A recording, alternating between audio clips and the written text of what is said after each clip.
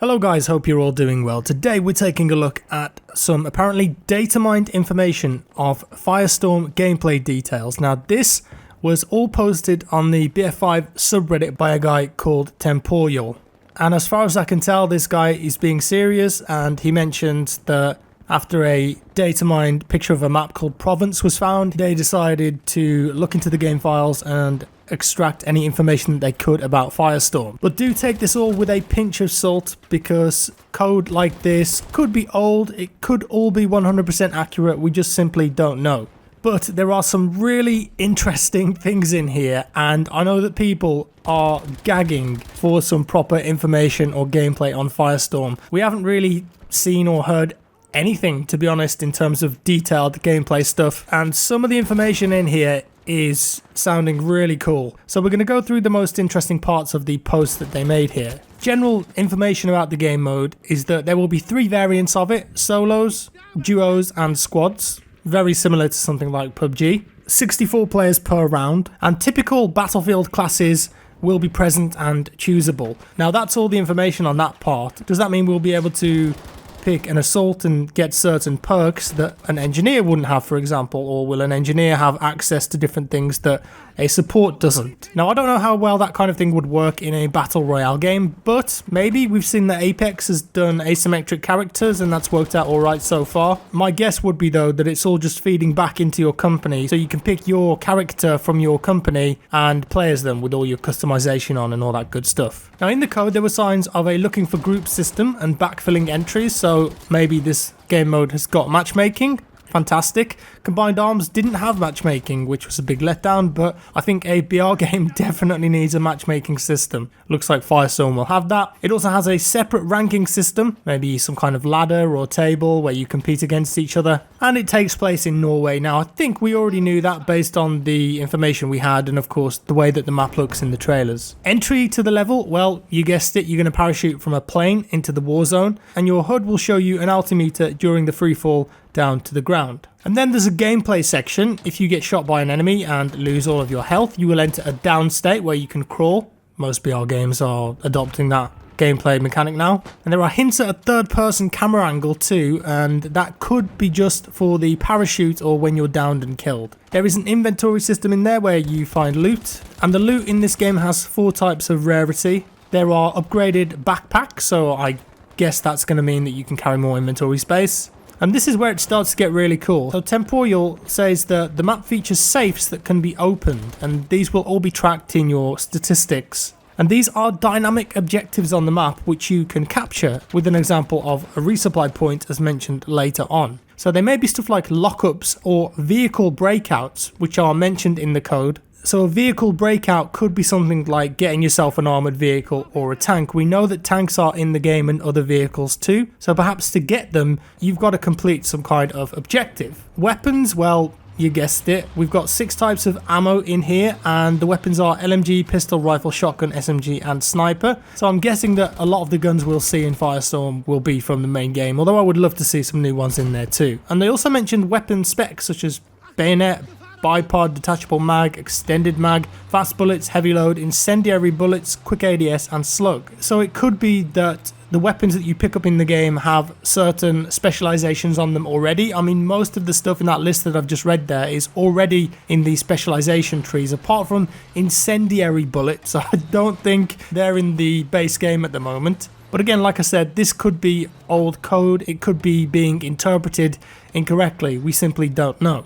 But it looks like there'll be a significant amount of variety in the weapons there. Moving on, healing and armor. So you can find and use bandages and medic bags, small and large. Healing will take some time, so some kind of animation to heal yourself. You're not going to instantly get back up to health. And there are 3 tiers of armor vests. Perhaps they're going for the PUBG system here, but there's also a special kind of armor plate without any tiers. That could be something like the system in Blackout, where if you kill someone they drop an armor shard and then you can use that armor shard to repair your armor. Or, as the guy says in the post, it could be like a really strong piece of armor. Vehicles, yes, we've talked about it just now. Vehicles are in this BR game, and they're not just transports like in PUBG. But get this, the dude discovered in the code that vehicles use fuel as a resource, and therefore can't be used without limits. So in PUBG, as you know, you have a fuel level, And it looks like Firestorm may be adopting a similar system where if you're in a vehicle, you perhaps could run out of fuel, let's say a tank, for example, and that could be an interesting way of balancing it. If you get yourself a tank, then of course you're going to be really strong, aren't you, against the other players, unless they've got AT or something, but one of your limitations may be the fuel. So that could be a really interesting team play mechanic where you control the tank, but it doesn't start with much fuel, so your team have then got to go around and find fuel for you so you can keep the thing going. Now that I'm really interested in, because that's a way of balancing tanks and how good they are. But it could apply to all vehicles, you never know. I just hope that the tractor has unlimited fuel because I just want to farm to my heart's content. And he says again that you can get vehicles by opening vehicle breakouts, probably the stronger ones, the tanks. And for now, this guy is sure that the Tiger and the Valentine are the only tanks which have a direct connection to Firestorm. So it looks like we're only going to get those two variants in Firestorm at the moment. I'm sure in the future, if that's true, they could add more. And there are some other vehicles referenced in here too, like the half-track, the Kurbelwagen, the Kettenkrad, which is the motorbike thing, and the MH101C TOR, which he thinks is the tractor. Makes sense, we know the tractor is in Firestorm. And one interesting snippet that they found was the Plantucker, and they're assuming that this could be an AI-controlled stucker that comes in as a reinforcement and might strafe a certain area on the ground. And we're going to talk about more reinforcements in a second because this stuff sounds awesome. Will it work in a BR game? We'll have to see. Now there are a number of blueprints for other vehicles too, and one of them is a helicopter. Now believe it or not, there were several rotary air vehicles used towards the end of World War II. Some of them look absolutely awesome, and a helicopter, I suppose, could be a useful way of getting around a big BR map, couldn't it? And with it being 64 players, we can assume that the map is going to be quite big. I mean, Blackout uses a transport helicopter, and they did it quite well there where you've got a limited flight ceiling. So I could see this working in a World War II Firestorm BR, and wouldn't it just be cool if you could fly a helicopter in BF5? That would be amazing. I doubt that it's going to have any guns on it though. I reckon that might be a bit too OP. But there's also a staff car, a sports car, could be something really quick, a Schimwagen. Now I looked that up and it's an amphibious jeep. Again, they use them in World War II. This could be really useful on a BR map because we can assume and look at the trailer that there's going to be some large bodies of water. So if you get the Schimwagen, then you could perhaps be on land driving along and then, oh no, you've been attacked by a squad. You've got to make a detour. Don't worry, it's amphibious. Boom, you're in the water.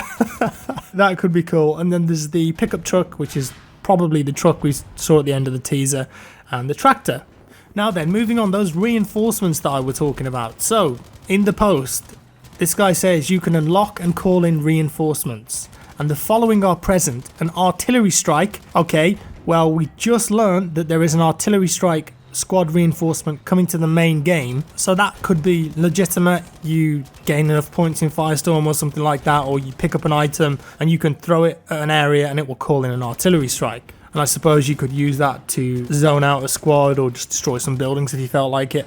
There's a vehicle reinforcement. You can do that in the main game, call in vehicles. Could work in Firestorm if you needed a vehicle in a pinch. Something called Danger Zone, which they didn't really have any ideas about. A supply drop, yep, they're in the main game. If you're playing Firestorm and you haven't been that lucky looting ammo or something, or you need a gun, call in a supply drop. And the strafing run, that could be the stucker, which was mentioned earlier, and that might be like an AI controlled stucker that will do a strafing run on the ground, and it's actually referenced as our strafing run in the game code. And then I mean, I'm not sure I agree with this one, but we'll have to wait and see, guys. A V1 rocket. Oh man, a V1 rocket in BR. Now, based on this information, I don't want to make any judgment calls about this. We don't know anything. It might not even be in there. It might just be old code. It might just be a joke or something. But imagine that you could pick up a V1 rocket calling, like a pair of binoculars or something, and you're in the last zone and you could drop a V1 on someone's head. Now, there may be some balance issues there, but we just simply don't know how this is going to work at this point. But I just thought that was hilarious and could lead to some awesome, but at the same time frustrating moments, just because you're lucky enough to find a V1 in the end circle. But, you know, maybe it's a squad points thing. If you've killed enough people, you'll be able to get access to it. We simply don't know. And then towards the end of the post, he mentions some of the statistics that we'll have in the game. So it looks like a lot of this stuff is going to be tracked, which I think is great. And Criterion, who are developing this game, they know how important stats are for people to look at and see how they're doing. So we're going to be able to track stuff like solo wins, duo wins, squad wins, total downs, total kills, melee kills, time played, revives, headshots, optional objectives completed. Interesting. So maybe you'll get assigned random objectives in the game, like go and capture a point or go to point A and then point B. I don't know. Safes opened, supply drops opened, vehicle breakouts open, so that's maybe the tanks or the more powerful vehicles. Solace objective taken. Now, Solace objective taken, that could be something Easter egg related. And why am I saying that? Well, bear with me. If you guys remember, before the game came out, Battlefield released a little video of Mark Strong, who's the narrator in the single player. And in that video, he starts to reference some Battle Royale style things, like we're dropping at the quarry, or we're dropping here, where do you want to drop? And then he starts talking about Solace. And there's a very purposeful moment in the video where he asks him, what's Solace? What does it stand for? And they're like, no, it's top secret. So, Solace objectives taken could be something EE related, but it could also just be objectives on the map. Who knows? And then vehicles destroyed, total tanks destroyed, total vehicle kills, road kills, yeah, that's going to happen, vehicle weapon kills, average kills per game, and healing done. And of course, we've got stuff like melee kills in there, headshots, gadget kills, downs, supply drops open, tanks destroyed, vehicle kills, all that good stuff. And that's about all we've got, guys. Now, this is a very well thought out and formatted post by this Temporal dude. And the name rings a bell. I don't know if he's done something like this in the past where he's data mined something, but like I said, take it with a pinch of salt. But as far as I can tell, this dude isn't trolling or anything, and it seems like they've really done a lot of research here and dug into the game files. But we will see. Either way, you know, just hearing about this stuff and reading about it, it's got me really excited for the game. And I think it's kind of sad, though, that this code has ended up being found in the game before they've really shown any gameplay or given us a more detailed look at Firestorm, because they know that people data mine stuff, and I suppose that because of the way patches and the game works, then there was going to be some Firestorm stuff in the game at the moment. With it releasing so soon, it's not a surprise to me, to be honest. But that post has over 1,800 upvotes and so many positive comments, people saying, you know what, I'm actually interested in Firestorm now. So does that say, you know, maybe the BF5 guys, the social media guys, people in charge of the game should have released this kind of information earlier to get people hyped up, because it just feels like we've had nothing about Firestorm really. But there it is. Let me know your thoughts down in the comments below, guys. If you enjoyed this one, give me a like. If you didn't, a dislike. Subscribe for more, and I'll see you in the next one. Also, sorry, I know I sound a bit weird, but I'm sick at the moment, which it's not great, but that's life. Bye.